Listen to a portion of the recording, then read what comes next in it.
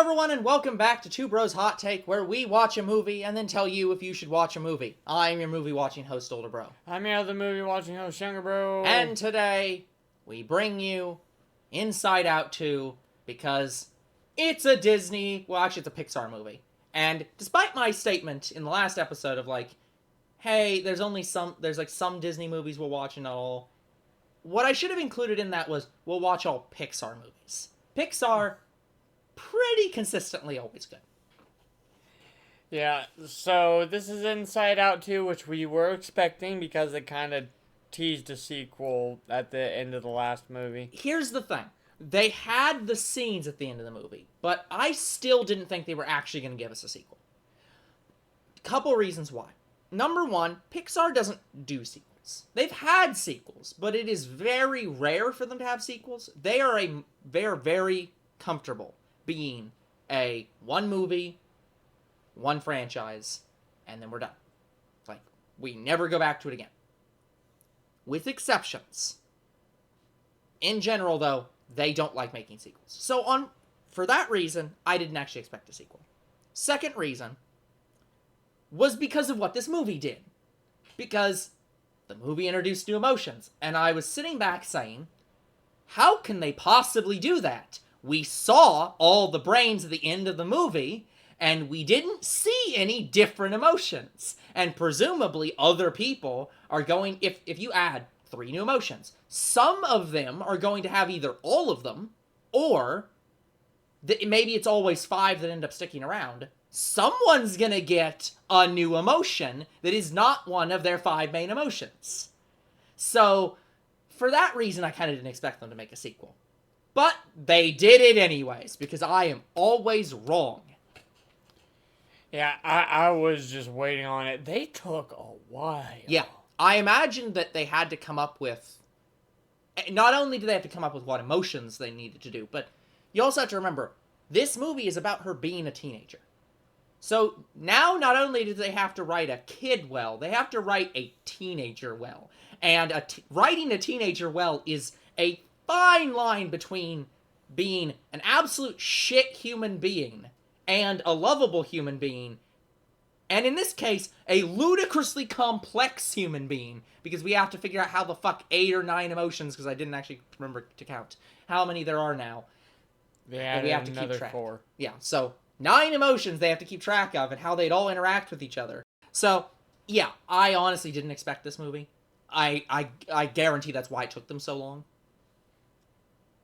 But yeah, it's... Oh boy. So yeah, normally this is the part of the movie or the part of the video where I'm gonna send it over to Younger Bro to talk about this. And I'm still gonna do that. I am gonna preempt by saying, I don't know that I can give a solid opinion in the non-spoiler section. Because this movie is let's just say it's a bit hard to watch. That's how both me and Older Bro describe it. I want to be clear. We are not saying the movie is bad.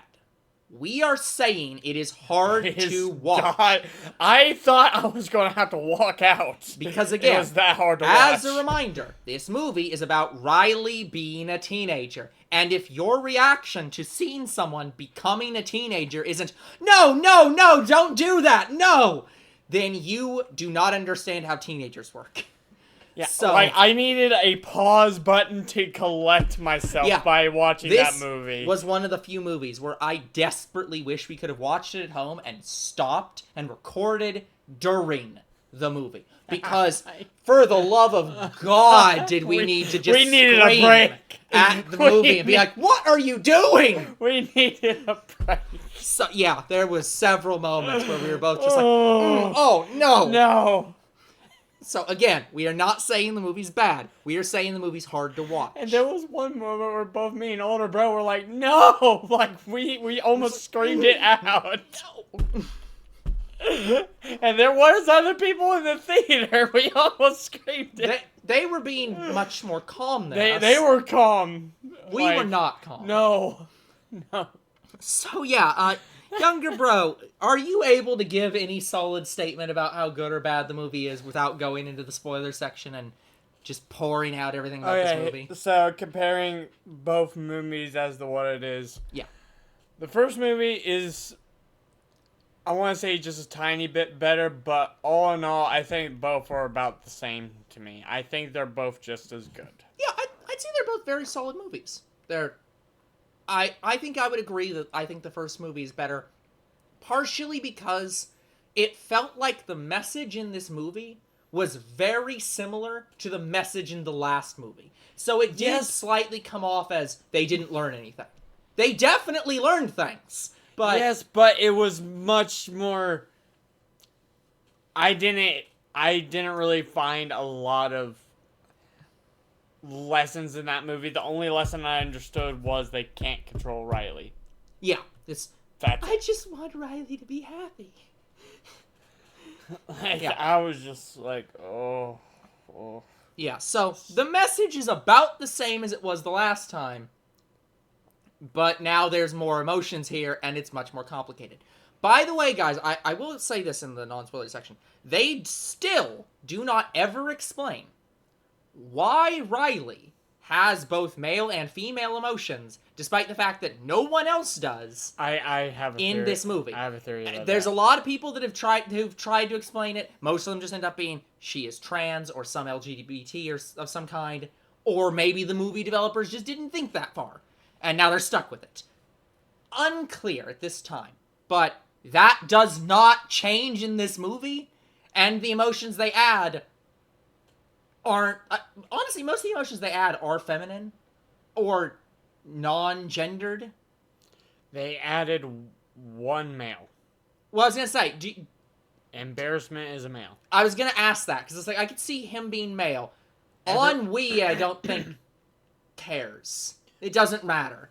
Ennui, I think, is female, but it really doesn't. It wouldn't matter. Does Goth come off any differently, male or female? It looked about the same either way.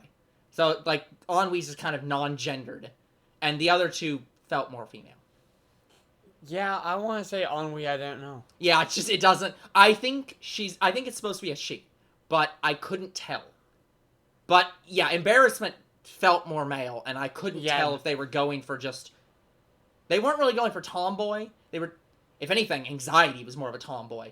But, yeah, Embarrassment definitely felt more male. So, they don't change that in any way. It's still mixed, so. Yeah. But, yeah, I want to say the best emotion that they added was envy. Oh my god, she's so... See, here's the thing. She's lovably psychotic. Yes, envy is great. I actually really liked Embarrassment. I thought Embarrassment was great in this movie. Absolutely excellent character. Embarrassment was decent as well, but I liked Envy the most. That's why I got the pop figure of her early. Yep. Yeah, I mean, Anxiety's honestly the worst character, but that's because Anxiety is Anxiety. Also, fun fact, Anxiety is not an emotion. Like, at all. Like, all the other ones are absolutely emotions. I think even boredom counts as an emotion. Embarrassment counts as an emotion. Anxiety is not an emotion. Like, it is defined as the absence of emotion. It literally isn't an emotion. Like, it is a mental illness that masquerades as an emotion. So, like, it kind of feels weird that they made it an emotion in this movie. But I don't care. Enough people think anxiety's an emotion. I don't care if they make it an emotion in this movie. Whatever.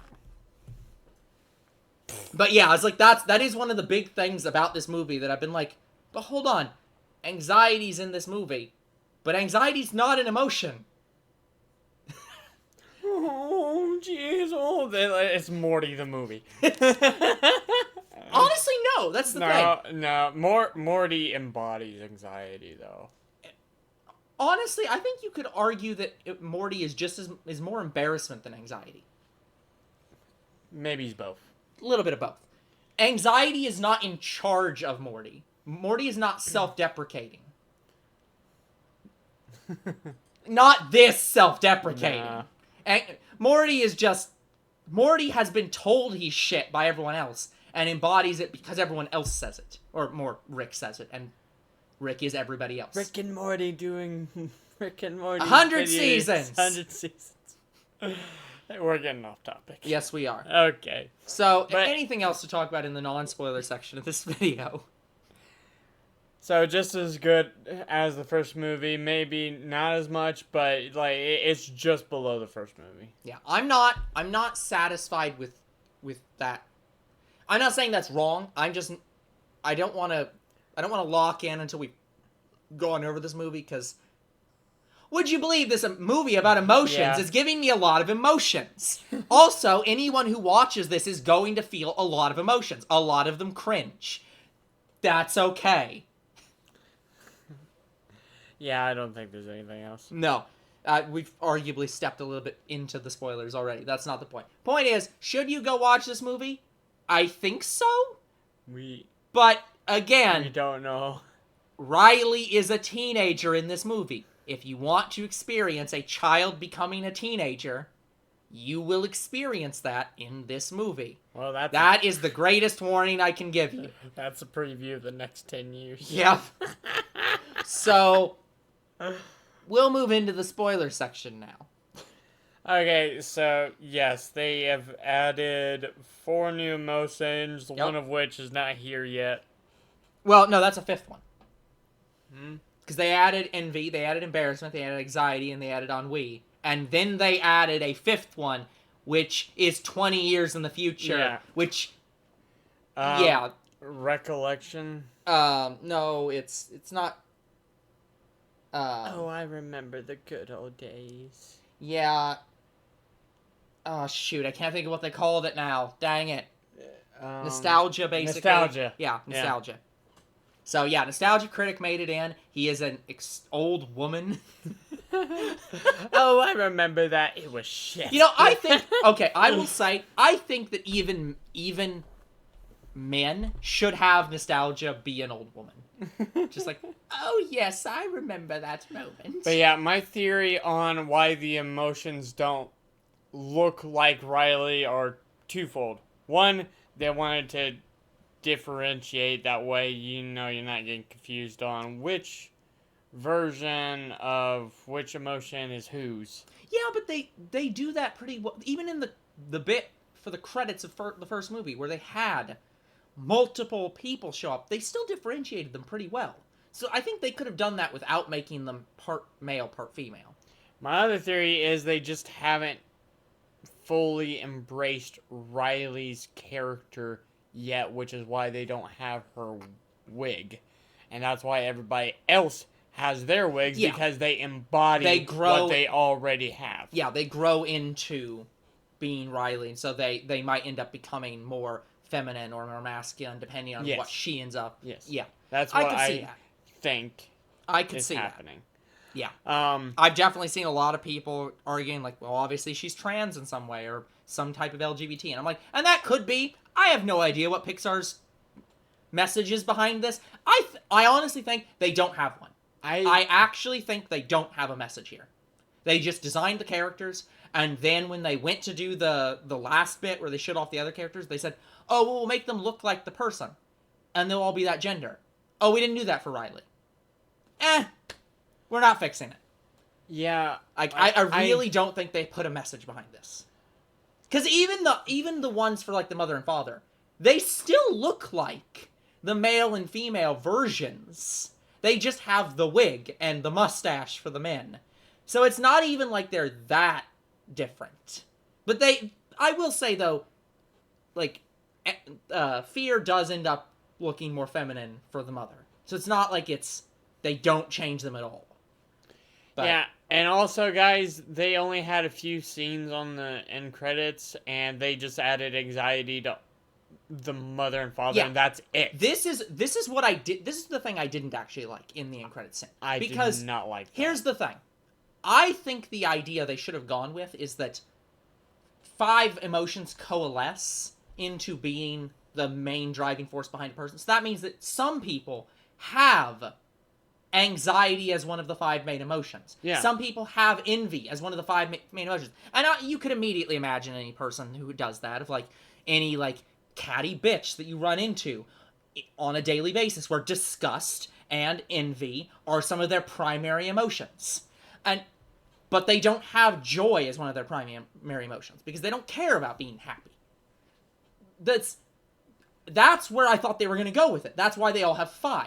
And you could even make that make sense of why the one bus driver had all their emotions be anger, because anger is so taken over, all of them have been corrupted into being anger. There's happy anger, angry anger, fearful anger, sad anger. It's like... That poor bus driver, man. Yeah. Like... So sad. Like... But yeah, it felt very... It felt weird that they added anxiety to the mother and father showing up. But also, they didn't add any of the other ones. Yeah. Also, where the fuck's nostalgia? Since they're old enough to have nostalgia, where's she at? Or he? Or whatever you're doing with them. Where's that character in all these people? I thought they added nostalgia to the mother for a brief second. I don't think so. I think they just added anxiety and nothing else. But I don't remember. Well, if she was, it was very short. To be fair, with anxiety, everybody has that. Again, that's not true. Anxiety is not an emotion. Everyone has fear. Not everyone has anxiety. Anxiety is a medical, like, treatable illness. You should not have anxiety. That's the point. That's why this movie is weird. Because it's like they added anxiety to everyone. And it's like, but that's not an emotion. That's something you should shoot out of the tube to the back of the mind or further. It's like, it's not supposed to be in you.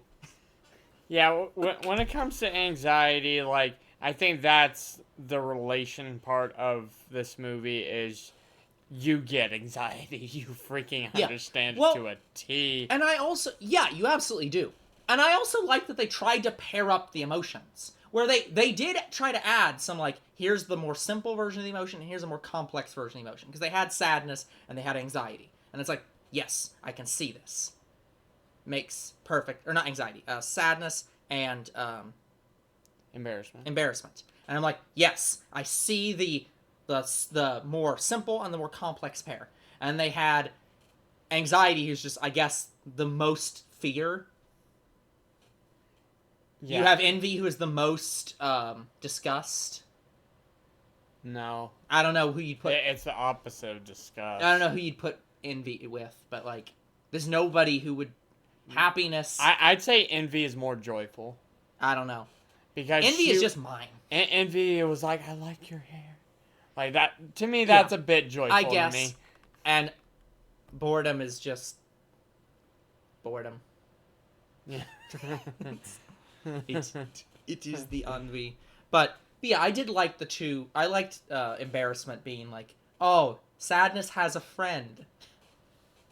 That was great. I liked Because that. as much as joy and sadness do seem to be getting along better, it's very clear that they've kind of forced themselves to be close. It's like they don't dislike each other. They're not at odds with each other anymore. Although weirdly, joy is still kind of at odds with anxiety in this movie. Because, I mean, the end scene is just like, and we have your chair that we put you in. You go over there and stay out of the way. And that's sort of how everyone else's is, too. Where they're like, here's this curtain. We're going to hide the anxiety behind the curtain. And then they show up, and then you push them back away. So it's like, but wasn't that what you were doing with sadness in the beginning of the first movie? Which was the problem? Again, it's not a problem for anxiety. You should push anxiety behind a curtain and never talk about it. Never have it. Get rid of it. But wasn't that the point of the first movie? Here's our sadness circle. You stay here. Here's your anxiety chair. You stay here. Don't come near us. I don't know. Yeah, anxiety did to joy what joy did to sadness in a way. Yeah, and then joy did it back. Where it's like, here's the chair. Although she is doing it better than with sadness. It's not just draw a circle. You stand here and don't touch anything. It's, we're going to give you a chair. We're going to let you relax so that you stop worrying about everything. Worry about this, like, what's something that we can do? What's something that does matter right now? We can worry about that. That's actually the emotion they should have had. They should not have had anxiety. They should have had worry. Which is sort of under fear. But That's what they're going for. They're going for worry and constantly being worried about things to the point of anxiety. Worry, emotion. Anxiety, not an emotion. I cannot stress that enough. Your anxiety is not an emotion. Seek medical help. Do take this as medical advice. We are not doctors. We can't actually give medical advice. But you should take this as medical advice. If you feel strong anxiety, like debilitating anxiety that you cannot overcome, and even lesser versions of that, go to a doctor, please. You should not be hearing this from us. Yeah, that's when the relatable part jumps in. Like, guys, for those who are not aware, I cannot explain this more enough because a lot of people apparently don't know. I have really, really bad sleep anxiety. To the point of I can't nap, I can't nod off, I can't fall asleep on my own. I have to take something. I was gonna say, is it sleep apnea? Yeah, I don't think it's technically anxiety, but it's sort of like that. It is. You stay awake and you overthink, or your brain will not shut down. Racing. Yeah. Which is what happens in this movie. So, but I don't think that's technically anxiety, but it's related enough. I thought she was going to get a heart attack. The scene in this movie where she's actively having a heart attack is very. I thought she was about to freaking collapse on the bench. No, that was what they were having happen. Just it was averted, but holy shit! I thought she was gonna die. Yep. I honest to God thought she was gonna die.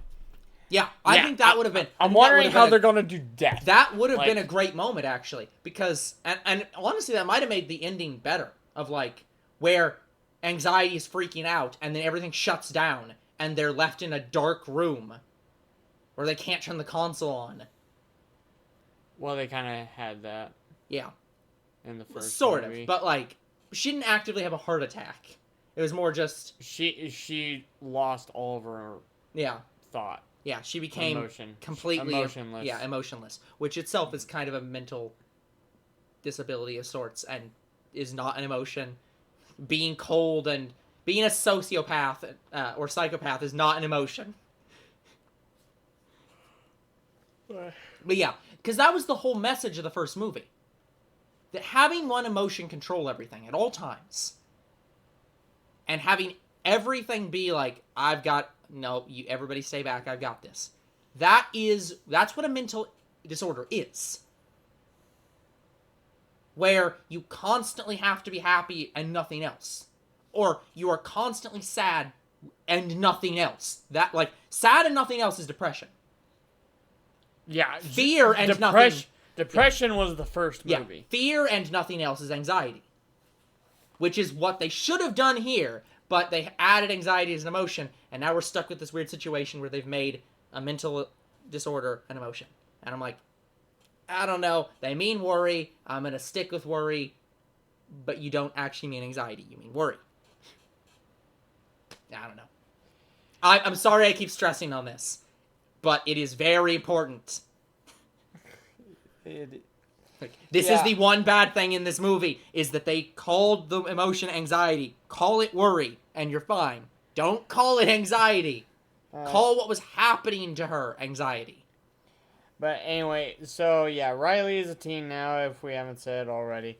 And her anxiety is starting to get the best of her, so much so that she's leaving her current best friends to make new ones. And here's the thing. That all made sense. That I wouldn't even say that those moments were cringe in the movie. It's like, okay, yeah, that happens as a kid where you get in your mind like, oh, they're going away.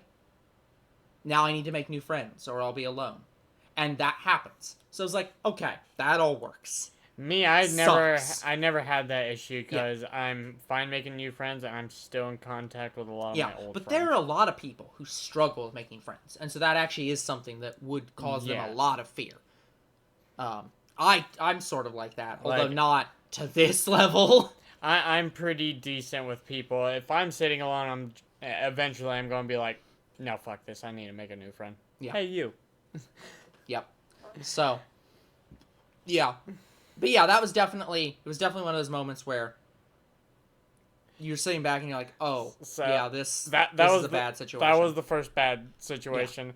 Then the next thing they have her do was break into the school for that folder, and I'm just like, no. Yeah, there were a few things in between that, but yeah, that was the next big moment of like, what the fuck are you doing?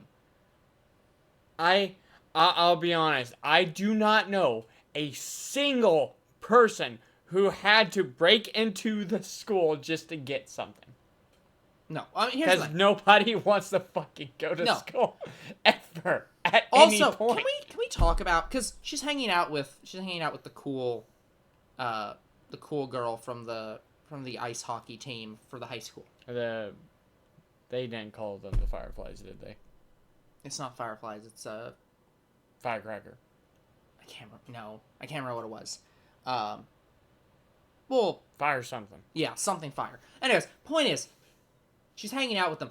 Can we talk about how shit those girls are? The other high school girls who are just like, who are constantly talking up a bad situation of like, oh yeah, that folder in there, that's the most important thing ever. It's got all the details on you, and like, yeah, it right in it says if you're gonna make the team or not. And she's like, what the fuck kind of assholes are you? You see this, like, you have this young girl hanging out with you who's here for the club. You are supposed to be the mentors. To be fair, I could look at it as they're telling her to never touch that book. Yeah, but you don't do that. The way you tell somebody not to touch that book is you don't tell them about that book.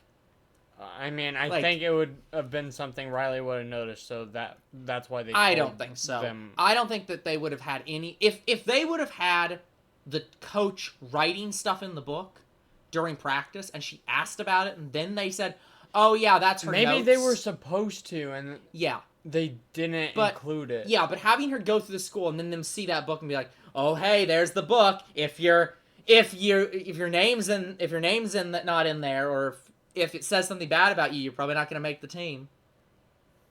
And it's just like, such assholes. And then the other one of like, oh yeah, there's the scrimmage game tomorrow. Definitely want to rest up for that, because like, that's how she made the team freshman year, and like, she scored 2 goals. And it's like, you are assholes. None of this is their fault. I want to be clear. Riley's actions are her own. It's not these girls' faults, but you guys are assholes. Just setting her up like, let's put this thing in front of you that'll make you fail. Let's put this thing in front of you that'll make you fail. Again, they're not actually trying to make her fail. They're just stupid. And it's like, ugh. So sad. Now that I'm thinking about it, watching that entire movie, the only people that really didn't rip on Riley in any way are mom and dad. Mom and dad didn't. I mean, her friends didn't really rip on her that much either. Like, they eventually got pissed at her, so yeah. I'm not blaming her friends really they got pissed for completely legitimate reasons. She goes through this movie ignoring them because, frankly, they just told her, hey, we aren't going to your high school. We're not, like, we're still going to be friends, right? And she's having a very strong emotional reaction to that, and then goes off to make new friends with the school she's going to go with, and then's assholes to them. Of course they should be pissed at her a little bit. But everyone else, maybe except the head Firefly chick or whatever their team is called, everyone else was pretty much a dick to her. Yeah. Again, she wasn't that much of a dick, and I don't even think that the other girls are trying to be dicks. I think they're just...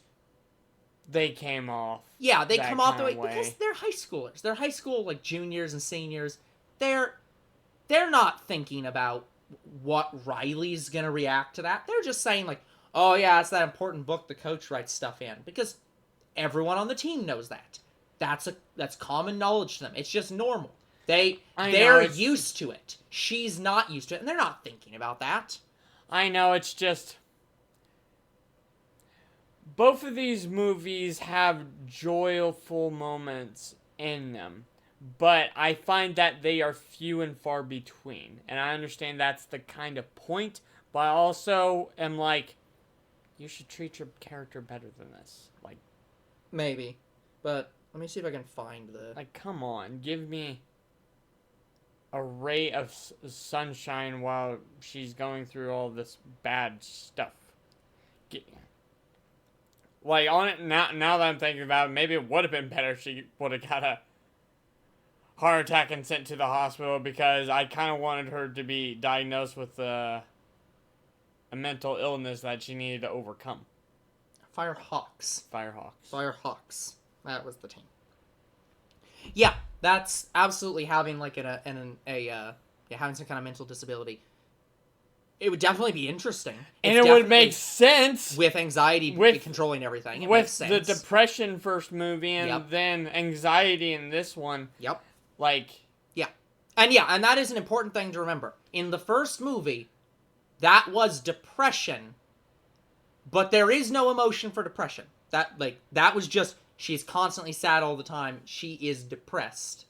Now, it's something that she wasn't serious enough that she needed medical help on, but it can get to the point. Yeah, it can get to that point. And her anxiety in this could also have gotten to that point, especially if anxiety does become the primary emotion and take over everything.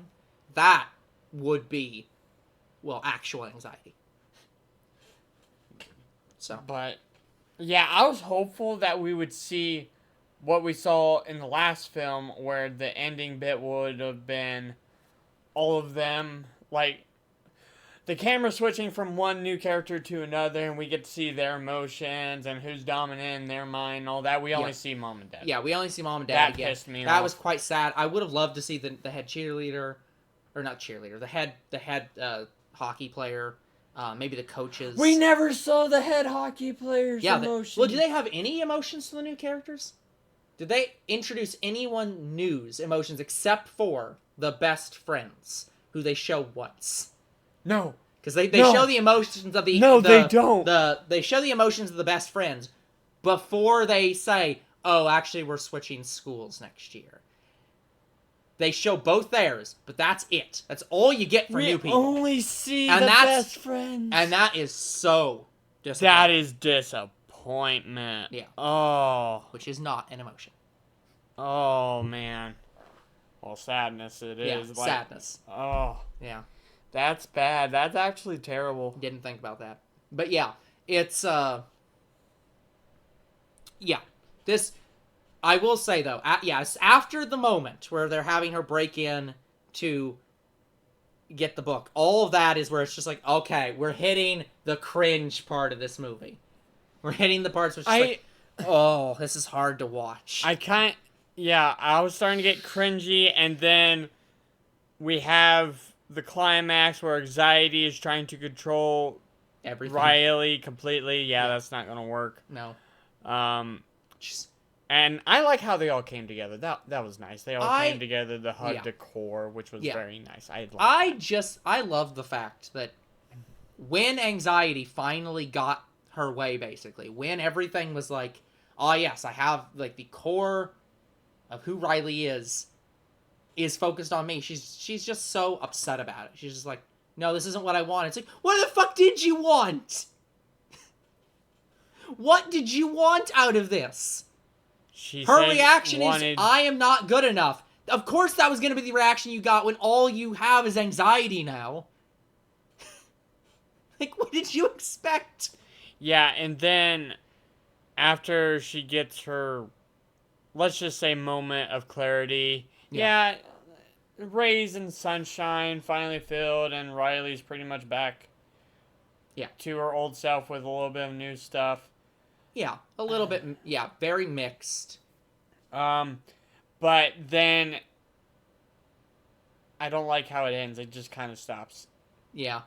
Like, it wasn't a supernatural spot. The last movie ended with us going from person to person, seeing their emotions, and they ended it pretty decently. Yeah. They didn't do that in this movie. I would say it's a little bit disappointing. Yeah, this did not end as good as the last movie. That's why I'm like, even though it's cringy, it's still a decent movie. Yeah, and I will say, the cringiness adds to the movie. What a lot of people don't think about is, they hear, oh, it's cringe, just get rid of it. And it's like, no. This movie is about being cringe. She's a teenager. All teenagers are cringe. That's what being a teenager is. If they didn't do that, then everyone would have been like, well, she isn't much of a teenager. She's too well adjusted. She's just basically an adult. Why aren't you making her cringy? So, like, the cringiness in this movie is part of the charm of the movie. It's supposed to be cringe. Yeah, I think the other thing I liked about the movie was when they became suppressed emotions, they went to the vault. I was like, ah, ha, ha. Reminds The me vault- of Adventure Time. The vault is so great, and everyone else in that vault that was not the emotions is great characters that you kind of have to experience live. Oh, guys. They're guys, so you're good. going to be I'm- so I am sad. Older Bro was so pissed off. I am pissed off about that first character. Second one was fine, and the third one did not matter. I mean, Next movie matters. maybe. No, that is what they're setting up Yeah. for the next movie. That's what I read. So. Yeah, I could see it, but whatever. Oh man. Maybe that secret is why her emotions are two different genders, and or a third gender that is genderless.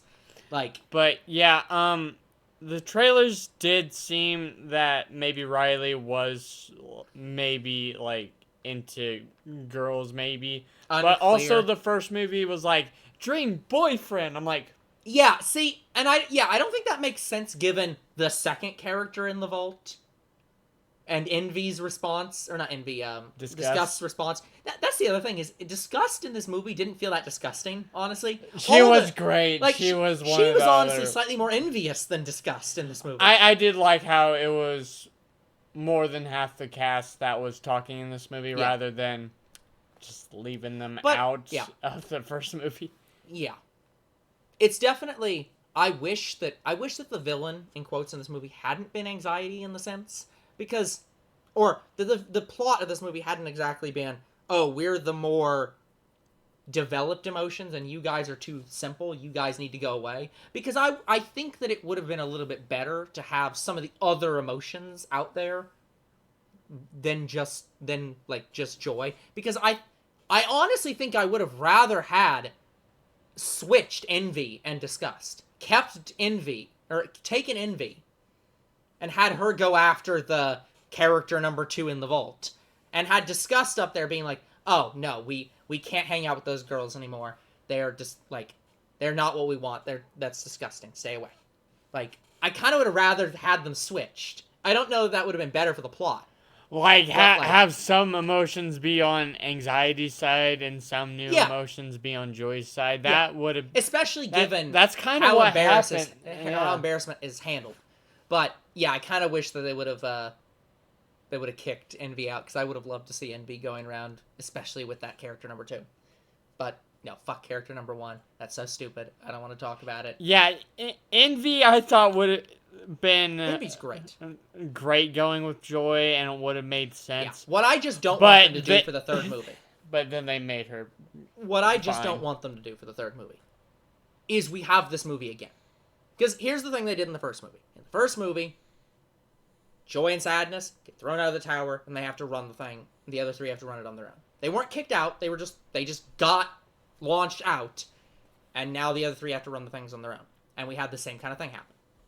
In this movie, all 5 of the original characters get shot out, and now the other 4 have to run things on their own, and they can't. What I do not want to have happen is they introduce new emotions in the next movie, and all 9 of the emotions get shot out, and all of them are once again wandering this exact same memory graveyard long-term storage area, just with all 9 of them now. It's like, break it up a little bit. Have some of them stay, and some of them leave, and don't make it be the primary cast stay and the secondary cast leave.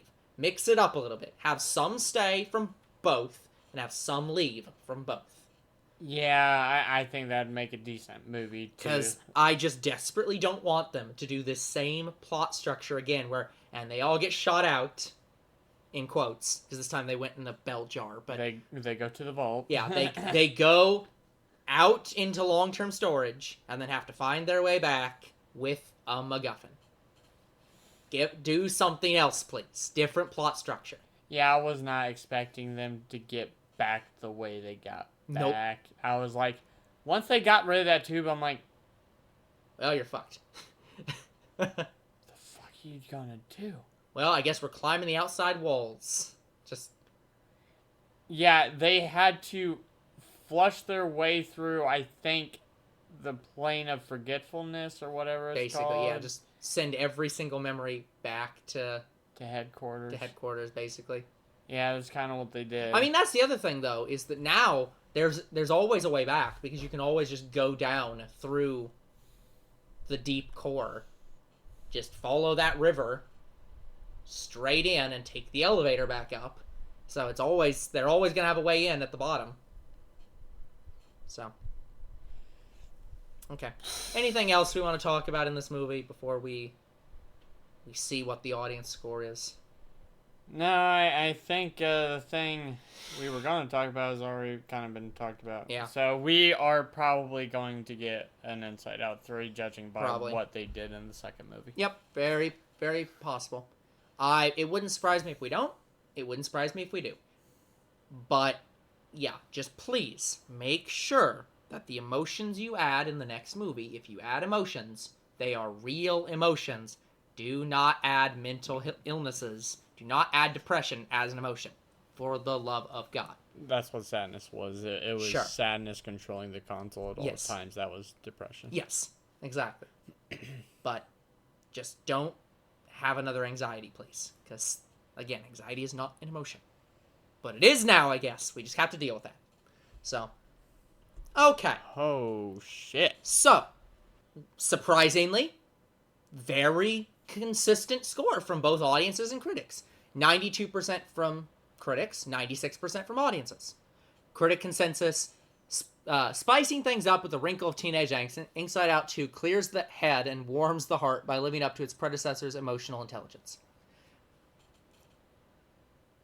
I don't know what Younger Bro's response to this is going to be. I kind of want to disagree with both of these people. Same. I kind of want to say that, like, this is an 85 movie.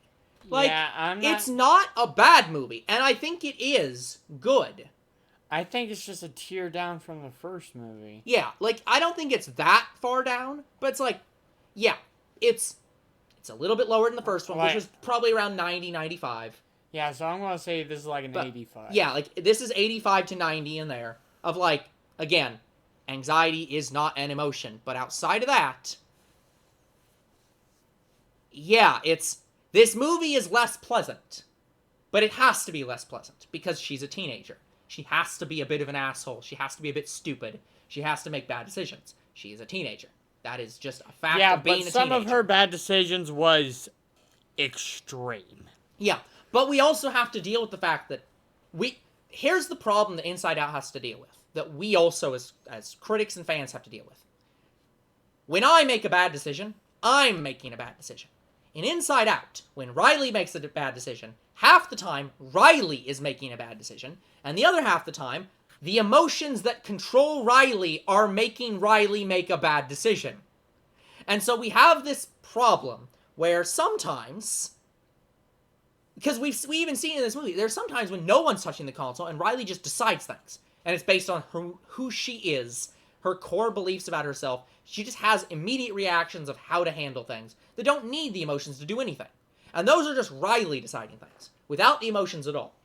And then there's times where anxiety shows up and just does stuff and forces Riley to do stuff that she wouldn't do. So the emotions can just make Riley be whoever they want her to be, even though they're not supposed to do that. So it's like, yeah, we wouldn't react this strongly, and neither would Riley. But she was forced to by anxiety. And so, how much can I blame Riley when her emotions force her to do things she doesn't want to do? I don't know.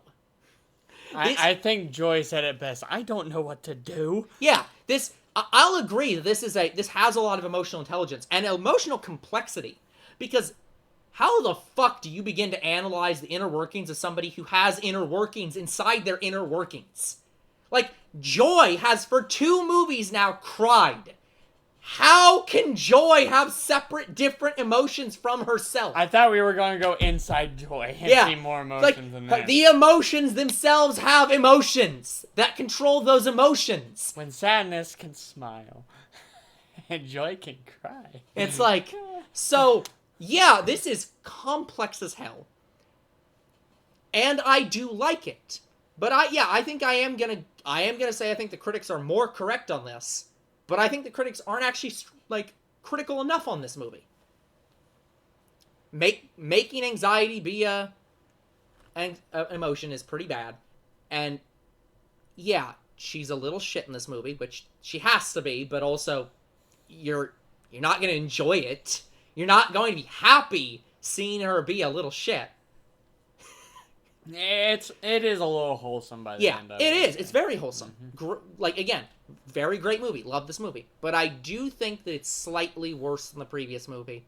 I'm going to say, 85 to 90. Probably closer to 90. Maybe 87 for me.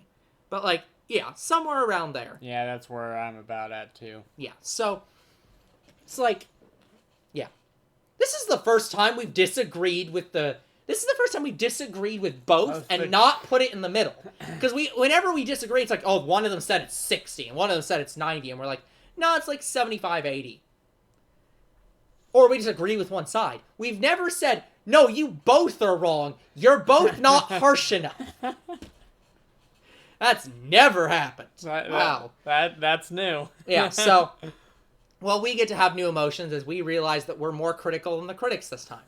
So, that's going to be it for this episode. We'll come back next time with a new hot take. I have no memory of what the next movie is. I'm sure Younger Bro does.